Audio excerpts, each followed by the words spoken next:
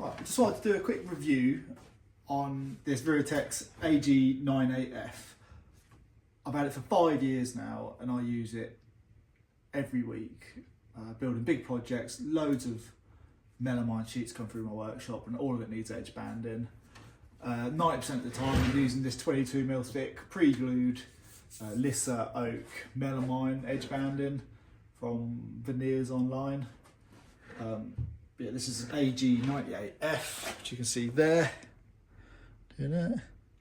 I found when I bought it, I was a bit blind because I couldn't really find that much info online on it. But it's been absolutely gold. It's been brilliant. If you haven't got the space like me or the money for a massive edge bander, then this is a real good solution.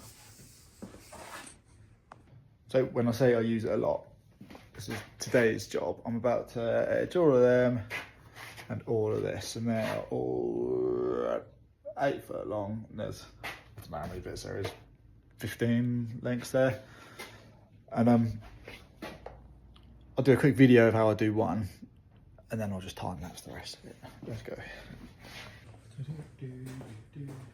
Right, first things first, you need to tuck the edge band in just down and through. You can feel it just come through, just a couple of mil, just past that bottom wheel. Heat on.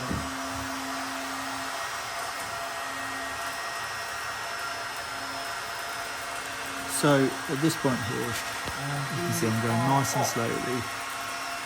I tend to try and pull my right shoulder, the right elbow out to the right. Just keeps the edging bang on track to be. You've got 22mm to play with on an 18mm sheet, so you've got a couple of mil each side. I just find that works really well for me.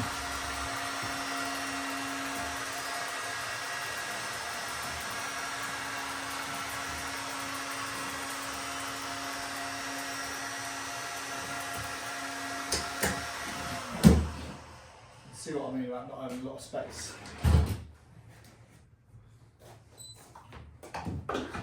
That's annoying. Right, so that is all glued on there. Now, I've tried loads of different versions of this, all sorts of different fancy ones, and they're all rubbish as far as I can tell. Especially like the little chamfer cutter on it, it just never works. And if you're using a real veneer instead of melamine, you have no control over which way the grain's going, so it just tears it out. It's just rubbish. So, can't go wrong.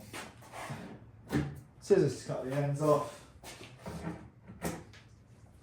My board's actually over length at the minute, so I will, the end doesn't matter too much because that'll be getting squared off. Just an old blade out of a planer, which I picked up from a car boot for about 50p. Just give it a sharpen up.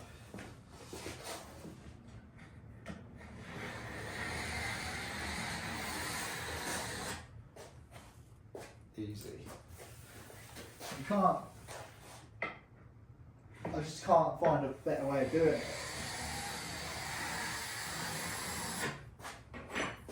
Right, so that is where I'm at right now, and then I usually grab my block plane. When you've only got 1/2 mil of edge banding to play with on this material, so you can't obviously take a very big chamfer off. But like that.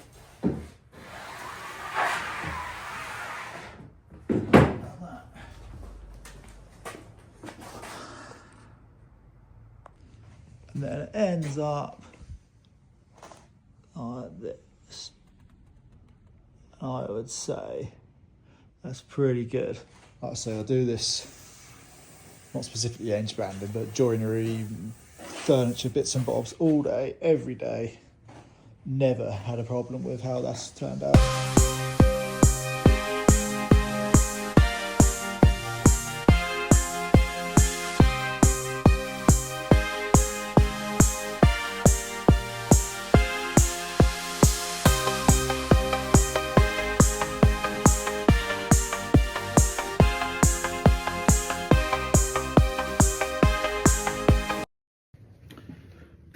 How much better is that? See a nice oak edge on there instead of that dirty old MDF. I just need to change the roll now. There's obviously still a little bit on there, but I need to do an 8 foot length, and that is not gonna do it.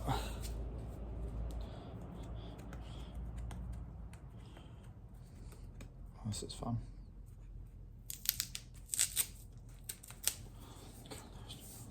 You've got all this adjustment on here. You can take these off on these little wing nuts on the back.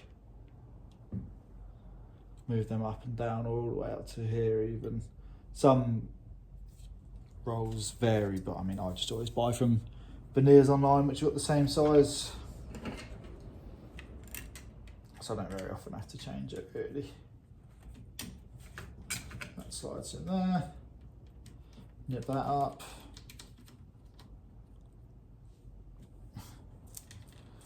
Shove that. Oh, I do, down there.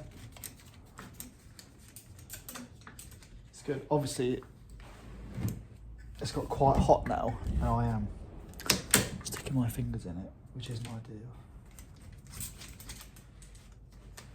Ready to go. Just had a thought while I was doing it. When you get to the end of the material, I used to end up with loads of offcut down there. And when you're doing 10, 20 sheets, it soon adds up if you're losing 6 inches every time. So my next little video clip will just be showing you how I cut it off with the Virutex cutter, 10mm, before the machine hits the edge of the material. Doesn't make any sense, but it will in a second.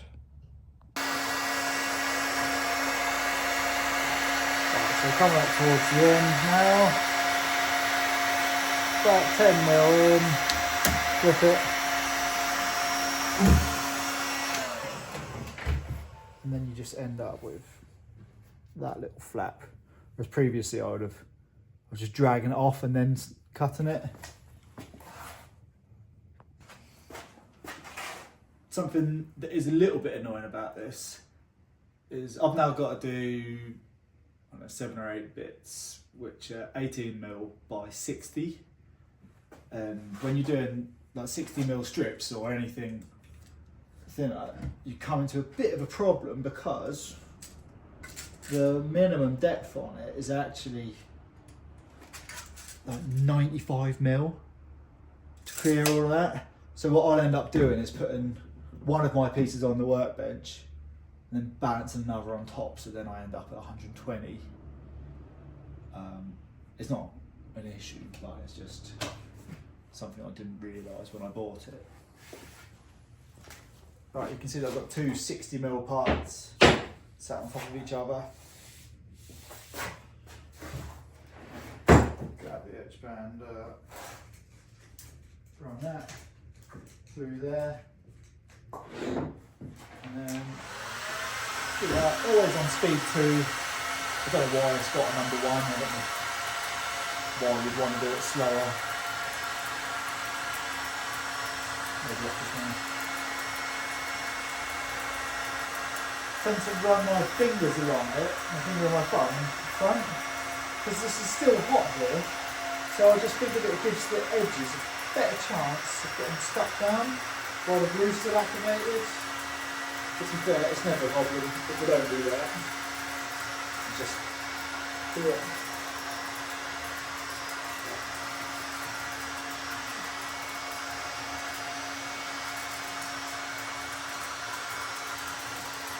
Right, 10mm in from the edge. Mum's old scissors. Snip. Snip. Over. Old planer blade.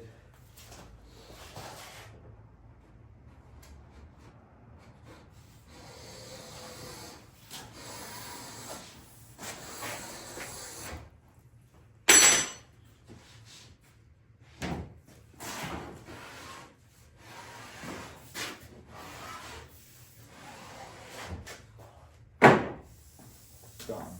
You'll think like how sharp it is when it comes off the saw. Rub my finger on there. Just obviously I'm not bleeding, so that's good.